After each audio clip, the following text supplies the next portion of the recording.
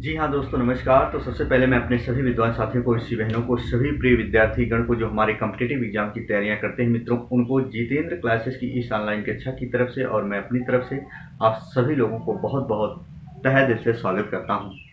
विद्यार्थीगण, आइए, अपना बहुत ही प्यारा बिंदु स्टार्ट हो चुका है हिंदी ग्रामर का, जिसका नाम है समास। पहला वीडियो पढ़ चुका है।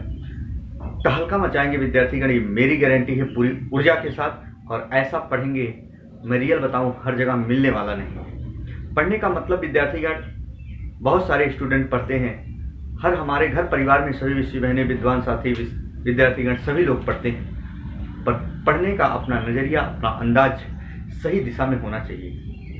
विद्यार्थीगण, जो भी टॉपिक पढ़ो उसको हिला के रख दो, मेरी ये गारंटी है सफलता के दरवाजे आपके लिए खुले मिलेंगे।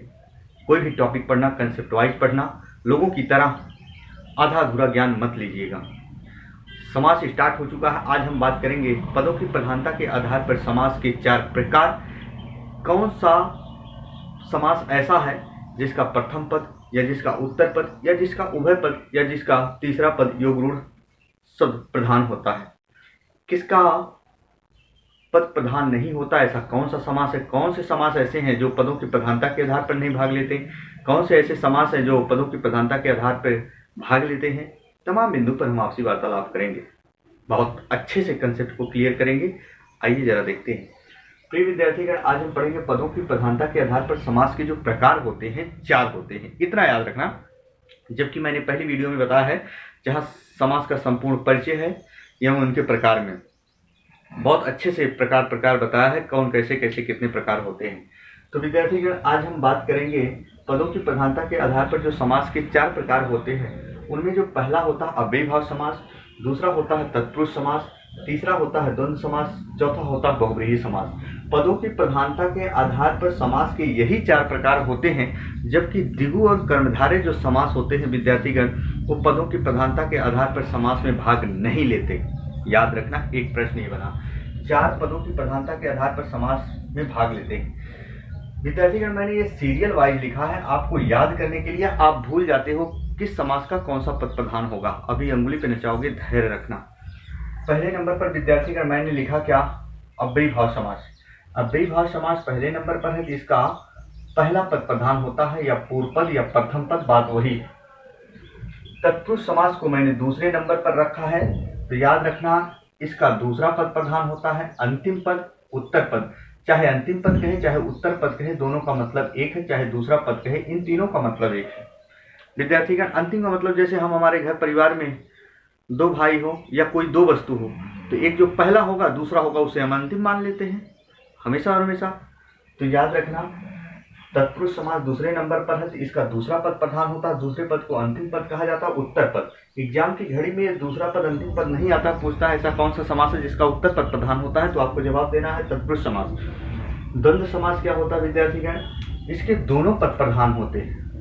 ध्यान से सुनना, याद करने का तरीका, द्वय द्वय दोनों पद प्रधान होते हैं। द्वय द्वय यानी दोनों पद प्रधान होते हैं। और एग्जाम में प्रश्न ये आता है ऐसा कौन सा समास है पदों की प्रधानता के आधार पर जिसका उभय पद प्रधान होता है विद्यार्थीगण, तो आपको जवाब देना है क्या, द्वंद्व समास। बहुव्रीहि समास जो होता है विद्यार्थीगण, आइए जरा इसके बारे में देखते हैं। बहुव्रीहि समास जो होता है, इसके दोनों पद गौण होते हैं। गौण का मतलब होता है जिसका महत्व कम हो, यानी जो बहुव्रीहि समास होता है इसके दोनों जो पद प्रधान होते हैं वो गौण होते हैं, उनका महत्व बहुत कम होता है। अर्थात तीसरा पद हमारे लिए प्रधान माना जाता है, जिसे अन्य पद कहा जाता है। और जो तीसरा पद हमारे लिए प्रधान होता है विद्यार्थीगण, वो योग रूढ़ शब्द होते हैं। क्या होते हैं, योग रूढ़ शब्द। आएगी घड़ी जब बहुव्रीहि समास की तो हम एकदम विस्तार से बताएंगे, आपको रियल बताऊं, एक बार वीडियो जरूर देखना। जहां भी आपको संशय हो, हर जगह वैसा नहीं पाओगे। और यदि अच्छा लगेगा तो एक बार लाइक कर देना, उन्हें डिसलाइक कर देना विद्यार्थीगण, जो फैक्ट बोल रहा हूँ। तो याद रखना। फिर आ जाइए यहाँ, मैंने देखो यहाँ से एक तीर ऐसे लगाया है, इसका मतलब क्या है ये इसको समझते हैं। विद्यार्थीगण, आपसे अगर पूछा जाए कि तत्पुरुष समास से कौन से 2 समास की उत्पत्ति हुई है, तो तत्पुरुष समास से 2 समास की उत्पत्ति हुई है, एक द्विगु समास, एक कर्मधारय समास। ध्यान से सुना, जबकि पदों की प्रधानता के आधार पर समास तो 4 होते हैं। मैंने कहा तत्पुरुष समास से किस समास की उत्पत्ति हुई है, तो द्विगु और कर्मधारय। अब याद रखना, तत्पुरुष समास से जब दो समास की उत्पत्ति हुई है तो तत्पुरुष समास का जब दूसरा पद अंतिम पद यानी उत्तर पद प्रधान है तो जो इससे निकले हैं दोनों, इनका भी दोनों का उत्तर पद यानी अंतिम पद यानी दूसरा पद प्रधान होगा। याद रखना, तत्पुरुष समास से जो दो समास की उत्पत्ति हुई है दिगु और कर्णधारय, तो इन दोनों का भी दूसरा पद यानी अंतिम पद प्रधान होगा। इसका मतलब क्या हुआ विद्यार्थीगण, हमेशा याद रखना।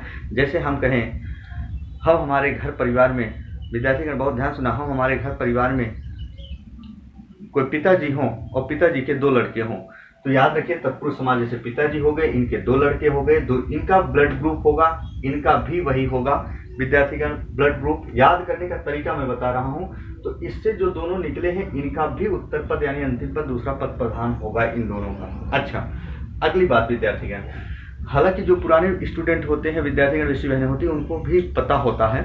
एक चीज बहुत अच्छी बात बता रहा हूँ, पिछली बार यूपीएसआई में और याद रखना यूपी ट्रिपल एससी में, दोनों में ये पूछा गया था, क्योंकि हमारे विद्यार्थीगण कंसेप्ट वाइज नहीं पढ़ते। वहाँ पूछ लिया गया था करण तत्पुरुष का कौन सा पद प्रधान होता है। यूपी ट्रिपल एससी में पूछा गया था संप्रदान तत्पुरुष का कौन सा पद प्रधान होता है। तो मेरे भाई मेरे दोस्त, याद रखना, जीवन में कहीं रहना, तत्पुरुष समास में कार्य व्यक्ति चिन्हों के अनुसार उसके 6 उपभेद होते हैं, जिसमें कर्ता और संबोधन नहीं भाग लेता। हमेशा याद रखना, जिसमें कर्ता और संबोधन नहीं भाग लेता। और कार्य व्यक्ति चिन्ह का दूसरा नाम होता है विद्यार्थीगण परसर्ग। शिक्षक भर्ती वाले ध्यान दें, कार्य व्यक्ति चिन्ह का दूसरा नाम होता है परसर्ग। इसके साथ साथ कार्य व्यक्ति चिन्हों के अनुसार जो इसके 6 उपभेद होते हैं, चाहे कर्म हो, चाहे करण तत्पुरुष हो, चाहे अपादान तत्पुरुष हो, चाहे संप्रदान हो, चाहे अधिकरण हो, चाहे संबंध हो, विद्यार्थीगण उन सभी का अंतिम पद प्रधान होगा। अब विद्यार्थीगण पढ़ के गए थे, सभी शिक्षकगण ये बता देते हैं कि इन चारों का पद प्रधान होता है, लेकिन इनको नहीं बताते लोग। तो याद रखना, इनका भी दूसरा पद यानी अंतिम पद यानी उत्तर पद प्रधान होगा। विद्यार्थीगण कभी गलत मत करिएगा। जी हाँ, यहाँ तक की बात समझ में आ चुकी है। आइए, इसका मतलब क्या हुआ दोस्तों, बहुत अच्छी बात बता रहा हूँ, ध्यान से सुनिएगा। तत्पुरुष समास से जितने भी समास की उत्पत्ति हुई है, तत्पुरुष समास से जो भी समास की उत्पत्ति हुई है, या हम कहें तत्पुरुष समास से संबंधित जो भी उसके उपभेद हैं, उनका सबका अंतिम पद उत्तर पद यानी दूसरा पद प्रधान होगा ही होगा। बात समझ में आ चुकी होगी, अब रटने की जरूरत नहीं है दोस्तों। जी हाँ, आइए इसके बाद हम बात करते हैं विद्यार्थीगण, यहाँ आ जाइए। तत्पुरुष समास को 2 भागों में बांटा गया है। तत्पुरुष समास को कितने भागों में बांटा गया है विद्यार्थीगण? 2 भागों में। एक होता है, हमेशा और हमेशा याद रखना, एक होता है विद्यार्थीगण समानाधिकरण तत्पुरुष, एक होता है व्याधिकरण तत्पुरुष। समानाधिकरण तत्पुरुष के अंतर्गत दिगु और कर्णधारय समास पढ़े जाते हैं। व्याधिकरण के अंतर्गत विद्यार्थीगण कारक विभक्ति चिन्हों के अनुसार इसके 6 उपभेद पढ़े जाते हैं। कितने उपभेद पढ़े जाते हैं? 6 उपभेद पढ़े जाते हैं। याद रखना, हमेशा और हमेशा, यानी पदों की प्रधानता के आधार पर अगर समास आए तो कितने आपको लगाना है विद्यार्थीगण? 4 ही करना है। इसके साथ साथ ध्यान से सुनना, कभी कभी शीर्षांक इनका पूछ लेता है, तो इनके बारे में बता रहा हूँ। एक बार इसकी शॉट लेना चाहते हो ले सकते हो विद्यार्थीगण, फिर हम ताकि कुछ चीजें और आपको अलग से बता दें। जी हाँ, आइए जरा देखते हैं। बहुत अच्छी बात बताएंगे दोस्तों, और उसको आप याद रखना, कहीं भी रहना, जीवन में कभी गलतियां नहीं करोगे।